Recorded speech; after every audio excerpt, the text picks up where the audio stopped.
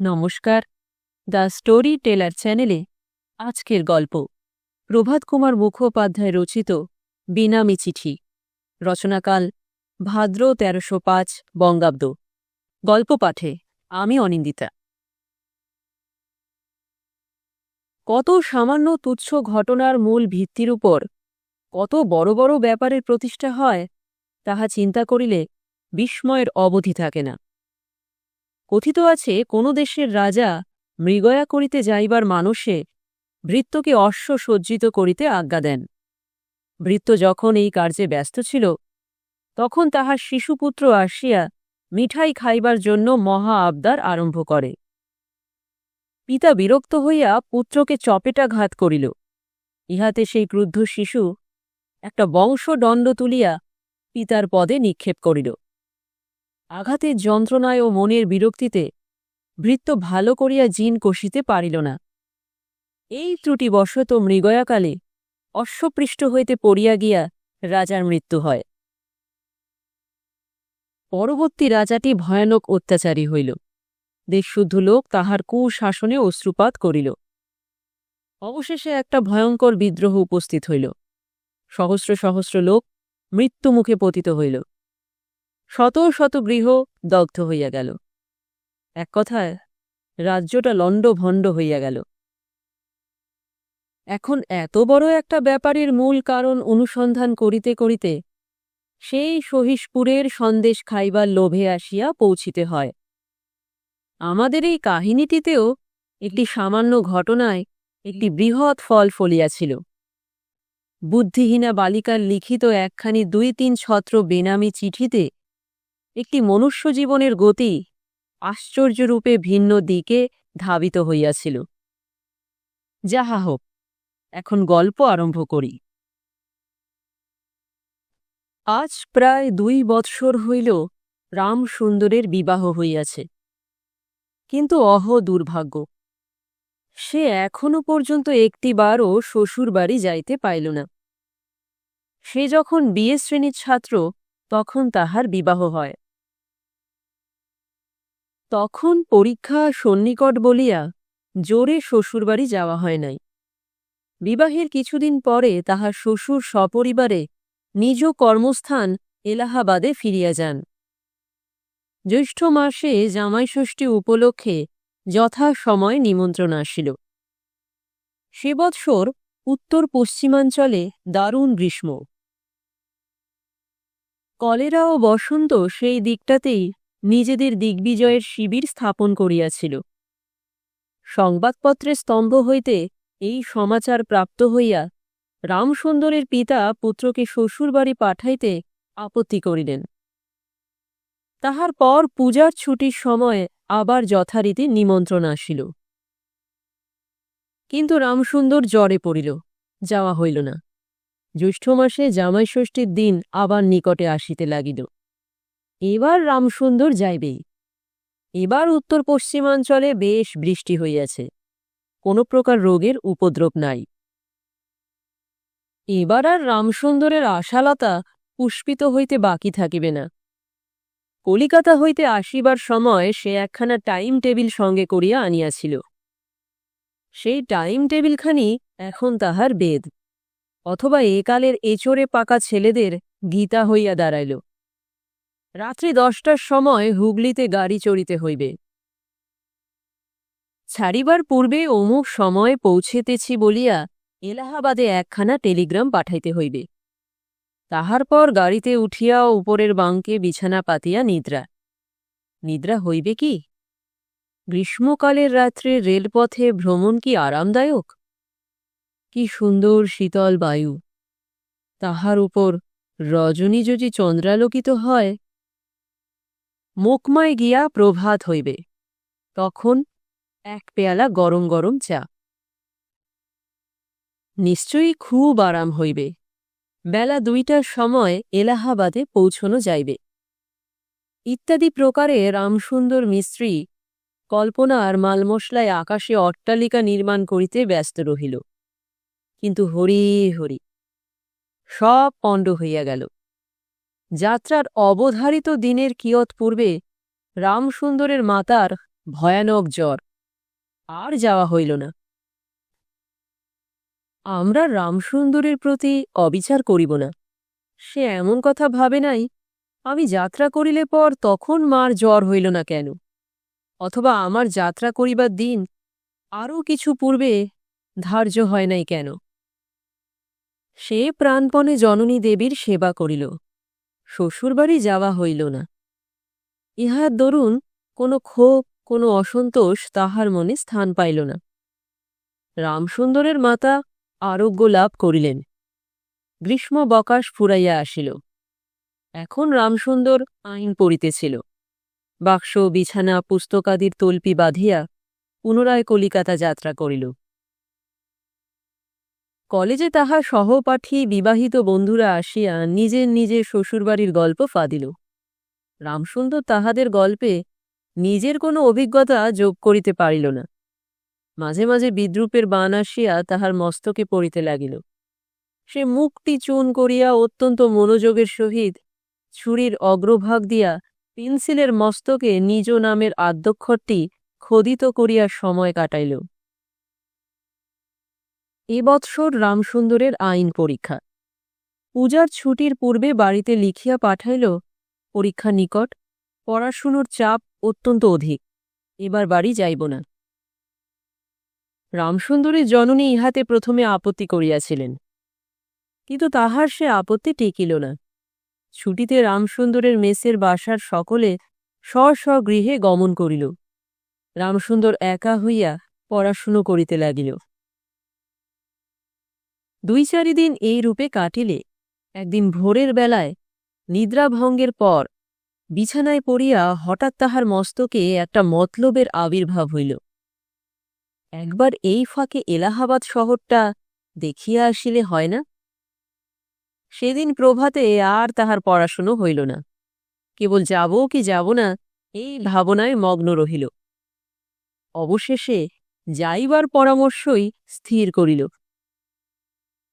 আহারান্তে বাজারে বাহির হইয়া স্ত্রীর জন্য নানা প্রকার সাবান, চিরুনি, এসেন্স, সুগন্ধি তৈল, লতাপাতা ফুল আঁকা চিঠির কাগজ ও খাম, 2-1খানি গল্পের ও কবিতার বহি এবং আরও কত কি যে সব আমাদের স্মরণ নাই ক্রয়ণ করিল। সন্ধ্যার পর হাওড়ায় গিয়া যাত্রা করিবার সংবাদ এলাহাবাদে টেলিগ্রাম করিয়া ডাক গাড়িতে আরোহণ করিল। যথা সময়ে রামসুন্দর এলাহাবাদে পৌঁছিয়াছে। তাহার শ্বশুর স্বয়ং স্টেশনে সাদর সম্ভাষণে প্রাণাধিক জামাতাকে গৃহে লইয়া গিয়াছেন। রামসুন্দরের শ্বশুরের নাম নিমাইবাবু। নিমাইবাবু বাল্যকালে মিশনারি স্কুলে পড়িতেন। কিঞ্চিৎ সাহেবী ধরনের লোক। স্টেশনে গাড়ি হইতে অবতরণ করিয়া রামসুন্দর হ্যাটকোটধারী শ্বশুরকে প্রথমে চিনিতেই পারে নাই। বিবাহের রাত্রে তাহাকে নামাবলী গায়ে দিয়া কন্যা সম্প্রদান করিতে দেখিয়াছিল কিনা? তাহার পর চিনিতে পারিয়া যখন তাহাকে প্রণাম করিতে উদ্যত হইল, তখন তিনি তাহাকে বাধা দিয়া শেক হ্যান্ড করিলেন। তাহা সাহেবিয়ানা বন্ধু সমাজে ও বৈঠকখানায়, অন্তঃপুরে তাহা মোটেই প্রশ্রয় পাইত না। সেখানে তিনি যতক্ষণ থাকিতেন জুজুটি হইয়া থাকিতেন। রামসুন্দর নতুন শ্বশুরবাড়ি আসিয়া খুব আমোদে দিন কাটাইতেছে। তাহার স্ত্রীর কোনো সহোদর বা সহোদরা ছিল না, কিন্তু খুড়তুতো ও পিস্তুতো 3টি শ্যালিকারত্ন সমস্ত দিন তাহাকে খেলার পুতুল করিয়া তুলিল। এই 3টির মধ্যে বড়টির সম্প্রতি বিবাহ হইয়াছিল। অপর 2টির মধ্যে একটি দুধের দাঁত ভাঙিতে আরম্ভ করিয়াছিল। অন্যটির মাথায় একগাছিও চুল ছিল না। সম্প্রতি রোগশয্যা হইতে উঠিয়া তাহারে বিপত্তি ঘটিয়াছিল। রামসুন্দরের বড় শ্যালিকাটি চিরদিনই বাংলাদেশের বাহিরে। তথাপি তাহার সংবাদ পাইতে বাকি ছিল না যে ভগ্নিপতির সঙ্গে ঠাট্টা তামাশা করিতে হয়। অতএব সে কর্তব্যভার স্বীয় মস্তকে গ্রহণ করিতে নিমেষমাত্রকাল বিলম্ব করিল না। ছোট বোন 2টিকে লইয়া সে একটি ফৌজ গঠন করিয়া রামসুন্দরের ভগ্নপতিত্ব দুর্গে অবিশ্রান্তভাবে আক্রমণ আরম্ভ করিল। পানির ভিতর সুপারির পরিবর্তে কয়লার গুঁড়া ভরিয়া দিয়া, জলের গেলাসে লবণ মিশাইয়া দিয়া, আলতা গুলিয়া চা করিয়া দিয়া, রুমালে বাঁধা পোর্টমেন্টের চাবি হরণ করিয়া লইয়া, এমনকি জুতার এক পাটি পর্যন্ত লুকাইয়া রাখিয়া রামসুন্দরকে ব্যতিব্যস্ত করিয়া তুলিল। পরিবারস্থ একটি সুরসিকা পরিচিত তাবৎ দম্পতির নামে ছড়া বাঁধিয়াছিলেন। রামসুন্দরও তাহার পত্নীর নামেও বাঁধিয়াছিলেন। সেই ছড়াটি তিনজনের সমস্বরে আবৃত্তি করিয়া কিছুতেই ক্লান্তি মানিল না। এই রূপে জ্বালাতন হইয়া রামসুন্দর তাহার বড় শ্যালিকাটিকে বিরক্ত করিবার এক অভিনব উপায় অকস্মাৎ আবিষ্কার করিয়া ফেলিল। এই বালিকাটির নাম চিরদিনই ডেমি ছিল, কিন্তু বিবাহের পর হইতে সে হঠাৎ ইন্দুবালা হইয়া গিয়াছে। এই নতুন নাম পুরাতন মেয়েটিকে মানাইয়া লইবার জন্য বাড়ির লোকেরা প্রয়োজনে অপ্রয়োজনে সর্বদাই তাহাকে ইন্দুবালা বলিয়া ডাকিতেন। রামসুন্দর তাহাকে দু একবার ডেমি বলিয়া ডাকিল।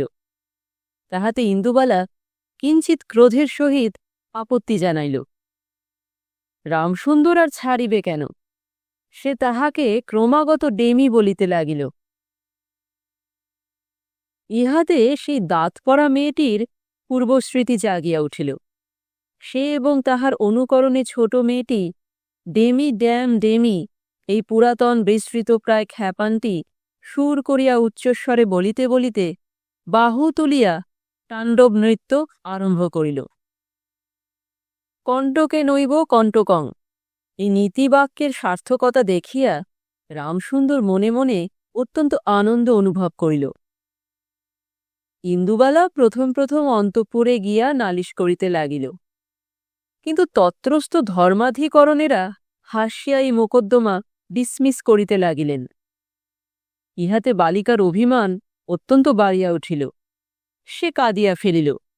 তাহাতে রামসুন্দর কিছু অপ্রস্তুত হইয়া পড়িল। সেদিন গেল। পরদিন আবার এই অভিনয়ের সূত্রপাত হইল। আর কিন্তু ডেমি অন্তঃপুরে নালিশ করিতে গেল না।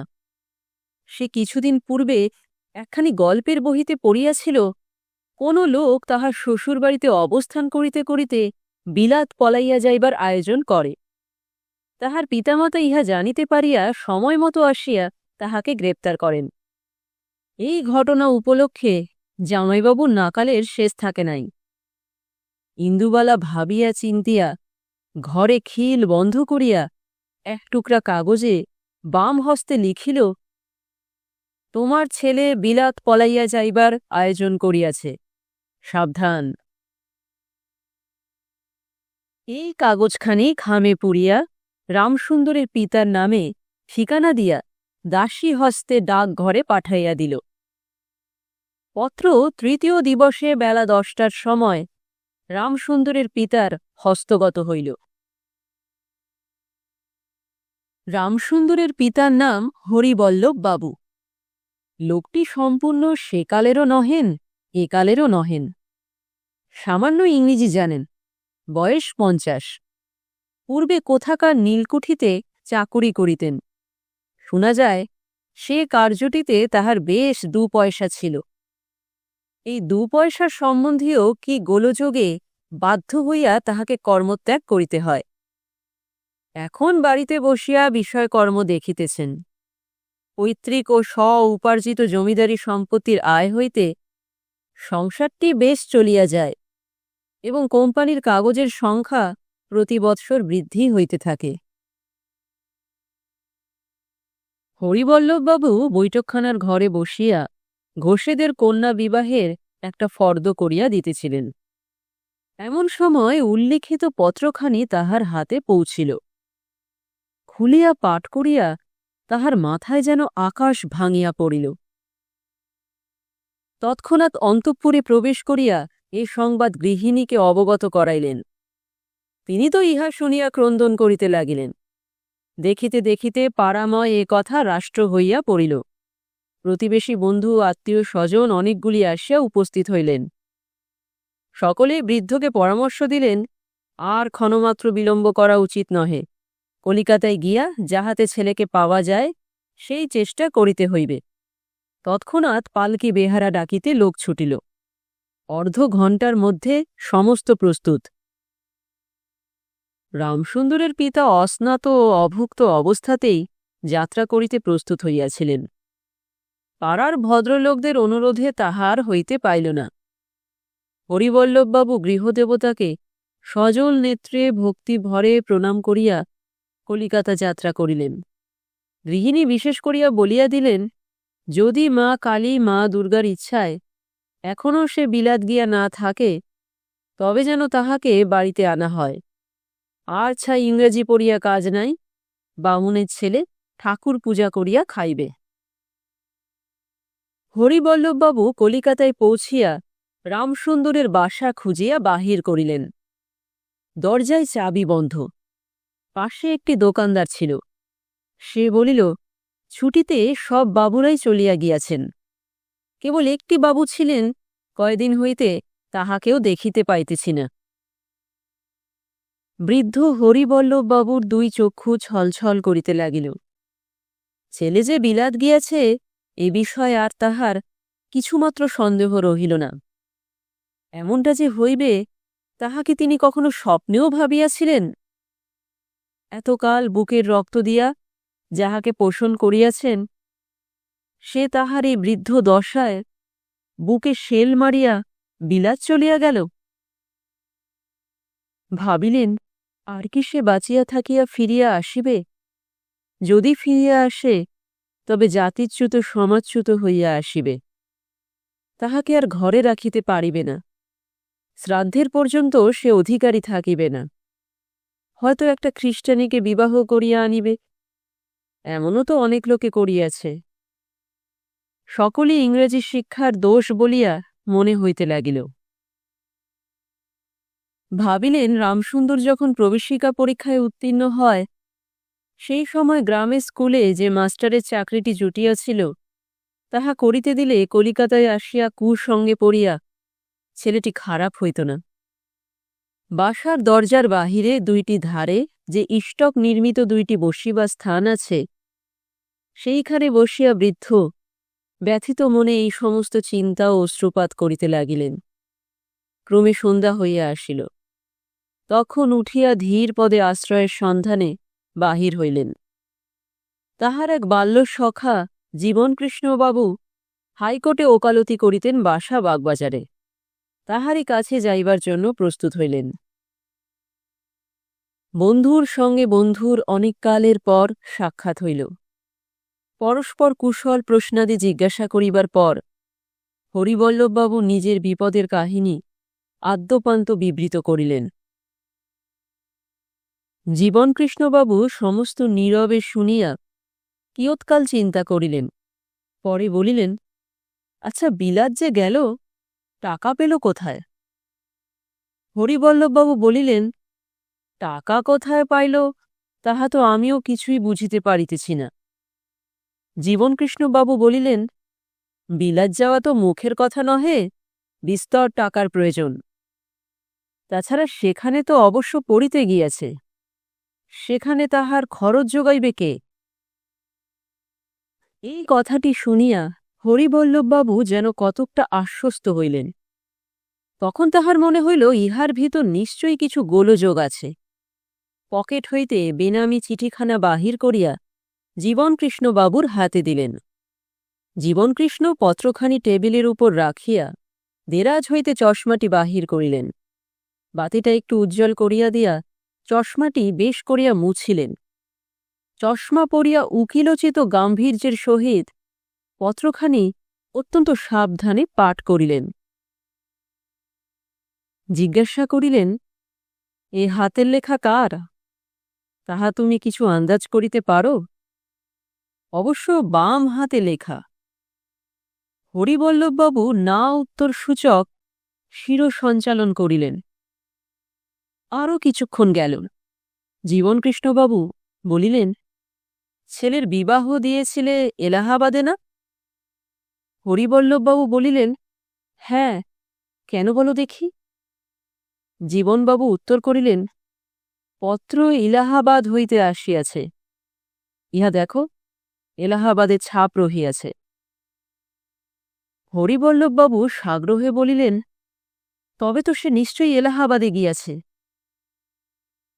জীবনবাবু ভ্রু কুঞ্চিত করিয়া বলিলেন, শোনো, হয়তো এই চিঠির কথা সর্বৈব মিথ্যা, কোন লোকে দুষ্টুমি, কিন্তু তথাপি রামসুন্দর হঠাৎ বাসা ছাড়িয়া নিরুদ্দেশ হইয়া কোথায় চলিয়া গেল তাহার মীমাংসা হয় না। নহে তো সে বিলাত যাইবার বাস্তবিকই আয়োজন করিয়াছে। পত্রে একথা বৌমাকে লিখিয়া থাকিতে পারে, কিংবা হয়তো এ মুহূর্তে সে এলাহাবাদেই অবস্থান করিতেছে। হরিবল্লভবাবু প্রস্তাব করিলেন, তবে এলাহাবাদে টেলিগ্রাফ করিয়া দিই, যাহাতে সে না যাইতে পারে। জীবনবাবু বলিলেন, পূর্বে সংবাদ লওয়ার প্রয়োজন সে এলাহাবাদে আছে কিনা। হরিবল্লভবাবু ইহাই উচিত বিবেচনা করিলেন। বলিলেন, যদি এলাহাবাদে থাকে তবে আবার টেলিগ্রাফ করিয়া দিব, যাহাতে বিলাত না যাইতে পারে, এবং কল্যকার ডাকগাড়িতে আমি স্বয়ং ইলাহাবাদে গিয়া ছেলেকে ফিরাইয়া আনিব। তৎক্ষণাৎ নিমাইবাবুকে আর্জেন্ট টেলিগ্রাম প্রেরিত হইল, রামসুন্দর ওখানে আছে কিনা এবং কেমন আছে। জীবনকৃষ্ণবাবু আবার বলিলেন, যদি সে বাস্তবিকই বিলাত যাইবার ইচ্ছা করিয়া থাকে তবে পথের মাঝে এলাহাবাদ, ওখানে না হইয়া কখনোই যাইবে না। আজকালকার ছেলে কিনা, যদি এখনো না গিয়া থাকে তবে আবার টেলিগ্রাফ করিয়া এলাহাবাদে তাহাকে আটক করানো যাইবে। আর যদি কোনো উপায়ে জাহাজের ভাড়া সংগ্রহ করিয়া যাত্রা করিয়া থাকে তবে তাহার পরিবার খরচ তোমাকে যোগাইতে হইবে। অদৃষ্টে থাকে তো ছেলেটা মানুষ হইয়া আসিবে। তখন রাত্রি 9টা বাজিয়া গিয়াছে। জীবনকৃষ্ণবাবুর বারম্বার অনুরোধে হরিবল্লভবাবু হস্ত পদাদি প্রক্ষালন করিয়া সান্ধ্য অর্চনায় মনোনিবেশ করিলেন। আহারাদি শেষ হইতে 11টা বাজিয়া গেল। এই সময় এলাহাবাদ হইতে উত্তর আসিল, রামসুন্দর এখানে আছে, ভালো আছে। বৃদ্ধ হরিবল্লভ এই সংবাদ পাইয়া আনন্দের অশ্রুধারা রোধ করিতে পারিলেন না।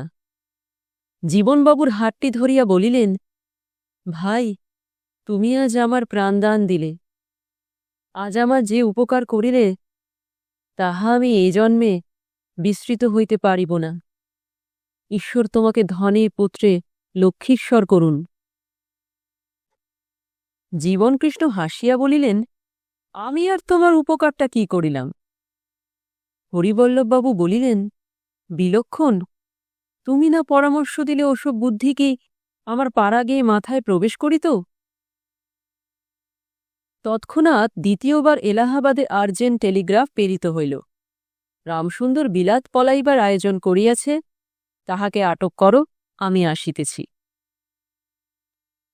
ইহার পর দুই বন্ধু রাত্রের মতো পরস্পরের নিকট বিদায় লইয়া শয্যাশ্রয় গ্রহণ করিলেন। মানসিক উৎকণ্ঠাবশত সমস্ত রাত্রি হরিবল্লভবাবুর নিদ্রা হইল না বলিলেই হয়। পরের দিনের প্রভাতটি বড় সুন্দর হইয়া এলাহাবাদ শহরে দেখা দিয়েছে। পূর্বদিনের মেঘ ও বৃষ্টি একেবারে অন্তর্হিত। রামসুন্দর প্রাতঃভ্রমণের পর ফিরিল।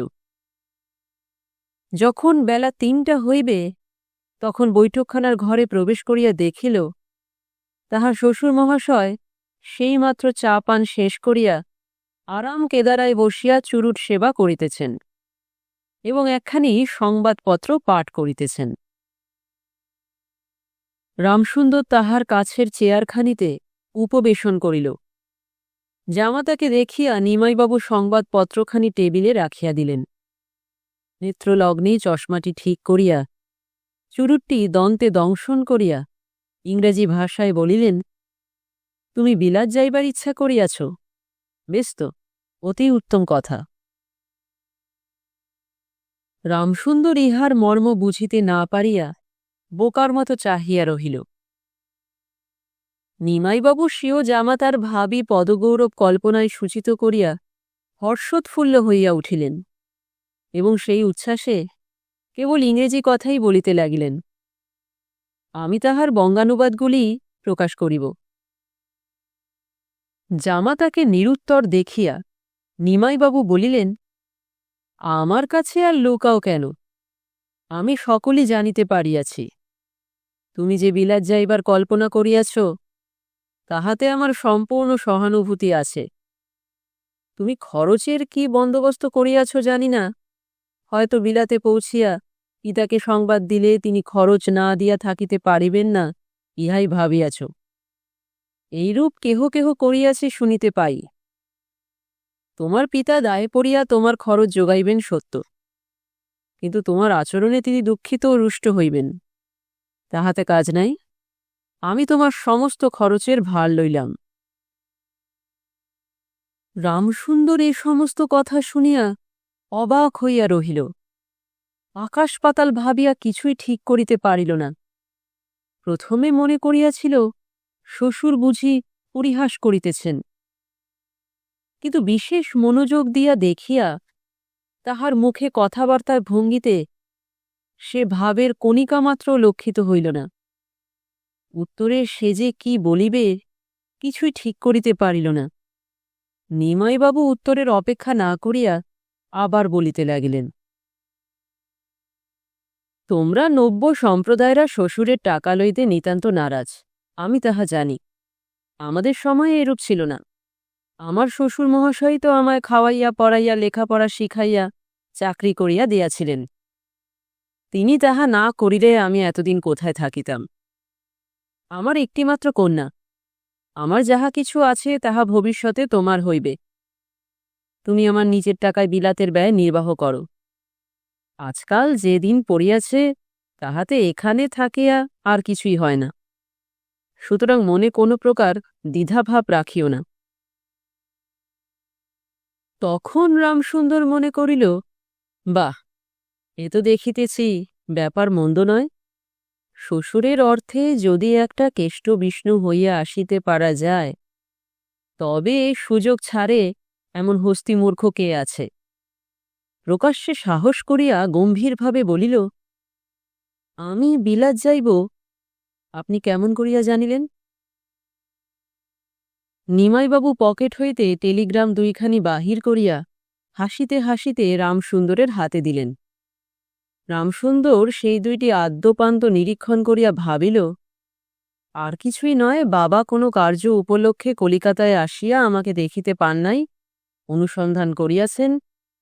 কেহ তাহাকে মিথ্যা করিয়া বলিয়া একটু মজা দেখিতেছে। বাল্যকাল হইতে আমার বিলাত যাইবার ঝোঁক, ইহা তিনি অবগত আছেন। এই জন্যে এ কথা সহজেই বিশ্বাস করিয়াছেন। যাহা হোক, তিনি নিশ্চয়ই আমাকে ধরিতে আসিবেন। সুতরাং আর কাল বিলম্ব করা উচিত নহে। শ্বশুরকে বলিল, বাবা ইহাতে রাগ করিবেন, মা কাঁদিবেন, এমন কাজ করা কি আমার উচিত? নিমাইবাবু একটু উত্তেজিত স্বরে বলিলেন, কোন পিতা কোন সন্তানের উপর রাগ না করেন? আর কান্না তো স্ত্রীলোকের স্বাভাবিক ধর্মই। তোমার পিতা এখানে আসিলে তাহাকে আমি ভালো করিয়া বুঝাইয়া বলিব আমি তোমাকে পাঠাইয়াছি, তোমার ইহাতে কোনো দোষ নাই। বরং প্রথমে তুমি অসম্মত ছিলে, আর তাহার সহিত সুরবালাকে পাঠাইয়া দিব। তোমার মা বধূকে পাইয়া পুত্র বিচ্ছেদ শোককে সান্ত্বনা করিবেন। যখন তুমি মনে জানিতেছ এ কাজ গর্হিত নয়, ইহার ভাবী ফল সর্বাংশে শুভই হইবে, তখন একটু আধটু অসুবিধা ও সেন্টিমেন্টালিটির জন্য কাজ হারানো নিতান্ত বোকামি।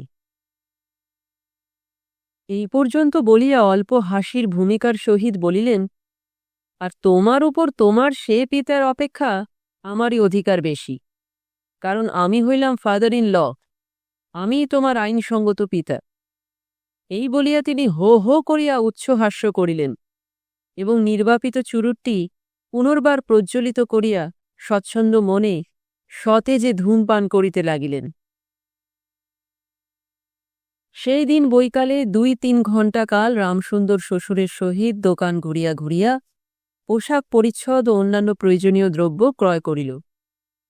সন্ধ্যার পর এক পরিচিত সাহেব ব্যারিস্টারের নিকট নিমাইবাবু তাহাকে লইয়া গেলেন। তাহার কাছে বিলাতে বাস করা সম্বন্ধে নানা প্রকার উপদেশ এবং কয়েকখানি পরিচয়পত্র পাওয়া গেল। জাহাজে স্থান রাখিবার জন্য বোম্বাইয়ে টেলিগ্রাফ করা হইল। সেই দিন রাত্রেই ৩টার মেল ট্রেনে রামসুন্দর সাহেব সাজিয়া যাত্রা করিল। কোনরূপ বিদ্রোহ আশঙ্কায় এই সংবাদ অন্তঃপুরে প্রচারিত হইল না। নিমাইবাবু গৃহিণীকে বড়ই ভয় করিতেন। মেয়েরা জানিলেন রামসুন্দর কলিকাতায় ফিরিয়া গিয়াছে। কিন্তু পরদিনই হরিবল্লভবাবু আসিয়া উপস্থিত হইলেন। তখন সকল কথা ফাঁস হইয়া গেল। কিয়ৎক্ষণের জন্য অন্তঃপুরে বিলক্ষণ কোলাহল উত্থিত হইল। ইন্দুবালা এই ব্যাপার সম্বন্ধে একটি কথাও বলে নাই। সুখের বিষয়, হরিবল্লভবাবুকে ঠান্ডা করিতে বিশেষ কষ্ট পাইতে হইল না। বেয়াই তাহার পুত্রের জন্য অত টাকা খরচ করিতে প্রস্তুত হইয়াছেন, বেয়াইয়ের উপর রাগ করা অসম্ভব হইয়া পড়িল।